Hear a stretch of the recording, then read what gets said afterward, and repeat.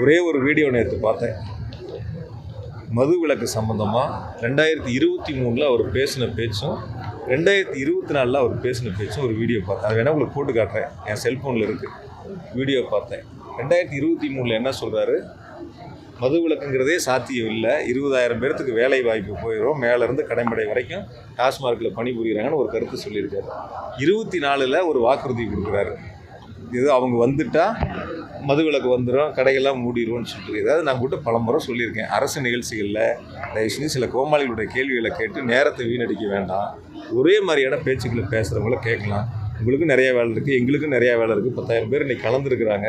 அதனால் தொகுதி மறுவரையறை என்பது தமிழ்நாட்டிற்கு மிகப்பெரிய ஒரு அநீதி ஏற்படும். அதுதான் முதலமைச்சர்கள் தொடர்ந்து சுட்டி காட்டுறாங்க. அந்த அநீதிங்கிறது என்ன? நம்முடைய குரல் டெல்லியில் ஒலிக்கின்ற பொழுது அந்த குரல் கேட்பதற்கு நபர்கள் இல்லாமல் போயிடும். அதைத்தான் முதலமைச்சர்கள் மக்களிடத்தில் அடித்தட்டு மக்கள் வரை அது சென்றடைஞ்சிருக்கு. நம்ம உரிமை இருக்கு இல்லையா, நம்ம வாக்களிக்கிறவங்களுடைய உரிமை, நம்ம தமிழ்நாட்டின் உரிமையை காப்பாற்றக்கூடிய இடத்துல முதலமைச்சர்கள் இந்தியாவிற்கு வழிகாட்டக்கூடிய ஒரு ஆளுமிக்க தலைவராக அதை முன்னெடுத்திருக்கின்றார்கள். நிச்சயமாக முதலமைச்சர்கள் முன்னெடுத்திருக்கக்கூடியதற்கு இந்தியாவில் இருக்கிற மற்ற அரசியல் கட்சி தலைவர்கள் பெரும் ஆதரவை வழங்கியிருக்கின்றார்கள். 1000 கோடி ரூபாய் ஊழல் சொல்லி மதுபான கடைகள் முன்பாக போராட்டம் நடத்திருக்கீங்க. ஈடில ஒரு குறிப்பிட்டு ஒரு அறிக்கையை கொடுக்குறாங்க, எந்த இடத்துல ஊழல் நடந்தது, அப்படி ஊழல் நடந்தா கைது செய்ய ஒரு குற்றச்சாட்டு நிச்சயமா கைது செய்யத்தாங்கண்ணா போறாங்க. நீங்க பாருங்க, 2G கேஸ்ல முதல் நாளே கைது பண்ணாங்களா? 2G கேஸ்ல எல்லா வீட்லயும் ரைடு பண்ணோடனே கனிமொழி அக்காவை அப்படியே வேன் ஜீப்பை திறந்து அக்கா உள்ள உட்காருங்க, திகாரி ஜெயிலுக்கு வண்டியை விடுறான்னு சொன்னாங்களா? எந்த ஒரு வழக்குமே எந்த ஒரு ரைடுமே அன்னைக்கே கைது பண்ண மாட்டாங்க. அதனால யாரும் பண்ண மாட்டாங்க. அது இன்னும் அப்பீல் இருக்குண்ணே, அது இப்ப அப்பீல் இருக்கு. ஒருவேளை கனிமொழி அக்கா வெளியே வந்துட்டீங்க நீங்க சொன்னா கூட அது இன்னைக்கு அப்பீல்ல ஃபாஸ்ட் ட்ராக் கோர்ட்ல சிபிஐ கோர்ட்ல போயிட்டு இருக்கு. அதனால இன்னைக்கு திமுக நீங்க ரைடு பண்ணீங்க, நைட்டை ஏன் கைது பண்ணல, அப்ப நாங்க குற்றவாளிகள் இல்லை என்கின்ற வாதத்தை ஏற்றுக்கொள்ள முடியாது. ஒரு ரைடு பண்ணதுக்கு அப்புறம் இன்ஃபர்மேஷன் எடுக்கிறாங்க, டாக்குமெண்ட்டை எடுக்கிறாங்க, செக் பண்ண போறாங்க, தொடர்ந்து நடக்க போகுது. செந்தில் பாலாஜியினுடைய அவர்களுடைய கைதனை ஒரே நாள்ல நடந்துச்சா? ரைடு எப்ப நடந்துச்சு? அதனால நிச்சயமாக யாராவது திமுக அது போல பகல் கனவு கண்டுட்டு இல்ல நம்ம ஊழல் பண்ணிட்டோம் தப்பிச்சுக்கிட்டோம் யார் நினைத்தாலும் கூட ஈடி விடக்கூடாது என்பது எங்களுடைய கோரிக்கை. ஈடி போன்ற ஒரு அமைப்புகள் யார் ஊழல் செஞ்சிருக்கிறாங்களோ பிடிச்சு உள்ள வைக்கணும். அதுவும் இந்த 1000 கோடி ரூபாய்க்கு மேல் என்கின்ற வாதத்தை தொடர்ந்து பாரதிய ஜனதா கட்சி வைத்துக் கொண்டிருக்கின்றோம். நிச்சயமாக இந்த டாஸ்மார்க் ஊழல் இந்தியாவையே உழுக்கக்கூடிய ஒரு ஊழலாக, தமிழ்நாட்டினுடைய அரசியல் சரித்திரத்தை மாற்றக்கூடிய ஒரு ஊழலாக இருக்கும் என்பது எங்களுடைய நம்பிக்கை. அது ரெண்டு விஷயம் சொல்றாங்க. டெல்லியில அதே போல பண்ணாங்க பிஜேபி, தமிழ்நாட்டுல கையில எடுக்கிறாங்க.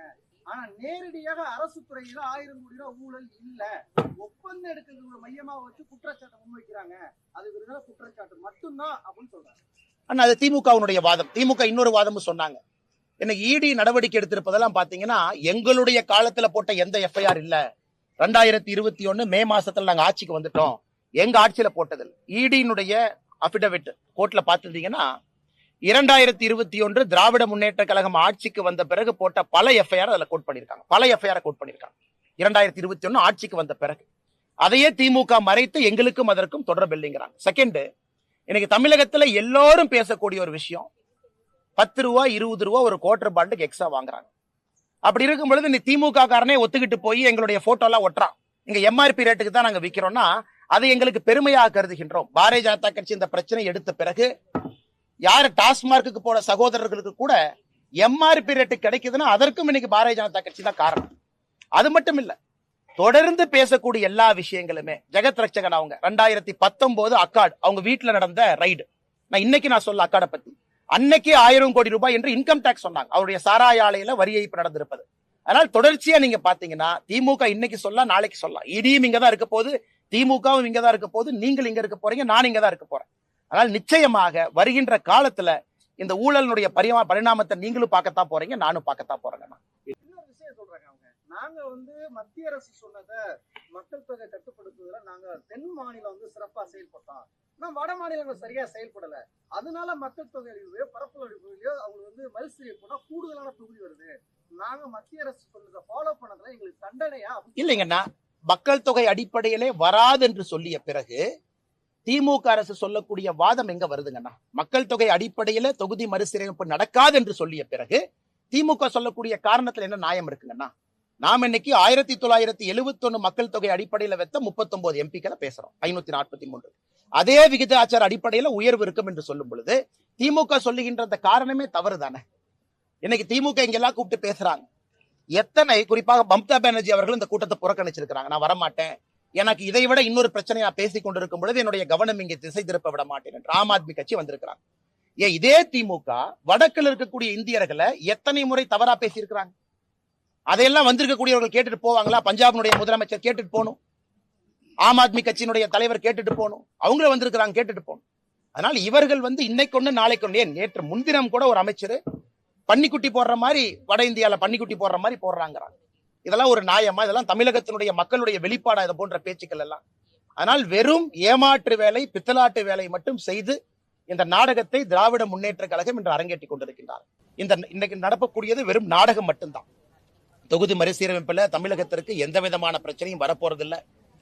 தமிழகம் உட்பட எந்த மாநிலமாக இருந்தாலும், குறிப்பாக நம்முடைய தென்னிந்திய மாநிலங்கள் யாருமே அவர்களுடைய விகிதாச்சார அடிப்படை படி ஒரு சீட்டு கூட இழக்க போறதில்லை. எல்லாரும் இன்னைக்கு என்ன பொசிஷன்ல இருக்காங்களோ அதே போல இருப்பாங்க. தமிழ்நாட்டை பொறுத்தவரை 543 சீட்டுல 39 லோக்சபா சீட் நமக்கு இருக்கு. 7.17%. நாளை புதிய லோக்சபாவுடைய எண்ணிக்கை என்னவாக இருந்தாலும் கூட அதே 7.17% தமிழகத்திற்கு இருக்க போது, யூபிக்கு அதே இருக்க போது, கர்நாடகாவுக்கு அந்தந்த விகிதாச்சார அடிப்படையில் இருக்க போகுது. அப்படி இருக்கும் பொழுது இவர்களாக இவ்வளவு பிரச்சனை இருக்கும் பொழுது அதையெல்லாம் மறைத்து விட்டு மறந்து விட்டு ஒரு தொகுதி மறுசீரமைப்பு நாடகம் என்பதை நடத்தி கொண்டிருக்கின்றார்கள். இதையும் கண்டித்து பாரதிய ஜனதா கட்சியினுடைய தொண்டர்கள் தமிழகம் முழுவதுமே கருப்பு கொடி ஏந்தி கருப்பு உடை அணிந்து ஆர்ப்பாட்டம் நடத்தி கொண்டிருக்கின்றார்கள். அன்பு சொந்தங்களே, உங்களுக்கும் தெரியும், நம்முடைய தொண்டர்கள் கோஷமிட்டபடி தமிழகத்துல எங்கேயுமே படுகொலைகள் நடக்காத ஒரு நாளே இல்லை, பாலியல் வன்முறைகள் நடக்காத ஒரு நகரமே இல்லை, ஊழல் இல்லாத எந்த ஒரு அரசு துறையுமே இல்லை என்கின்ற அடிப்படையில இதை தினமும் பார்த்து கொண்டிருக்கின்றோம். இதற்கெல்லாம் முதலமைச்சர் பேசணும்.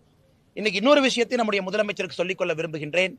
தமிழகத்துல அனைத்து கட்சிகள் நிறைய பேர் சொல்றாங்க, நாம் இங்க ஒரு காஸ்ட் சென்சஸ் எடுக்கணும், ஜாதி அடிப்படையில எவ்வளவு மக்கள் இருக்கிறாங்க அப்படிங்கிற ஒரு கணக்கு எடுக்கணும், அதன் பிறகு நம்முடைய திட்டங்களை எல்லாம் கொண்டு சேர்ப்பதற்கு முயற்சி எடுக்கணும். இன்னைக்கு தெலங்கானாவுடைய முதலமைச்சர் வந்திருக்கிறாங்க. அந்த மாநிலத்துல அவர் ஜாதி சென்சஸ் எடுத்திருக்கிறாரு. எடுத்த பிறகு ரிப்போர்ட்டை வெளியிட்டிருக்கிறார். ஆனா தமிழகத்தினுடைய முதலமைச்சர் என்ன சொல்லுவாருன்னா, நாங்க எடுப்பதற்கு அனுமதி இல்லை, மத்திய அரசு எடுக்கணும். அது எப்படி நியாயம்?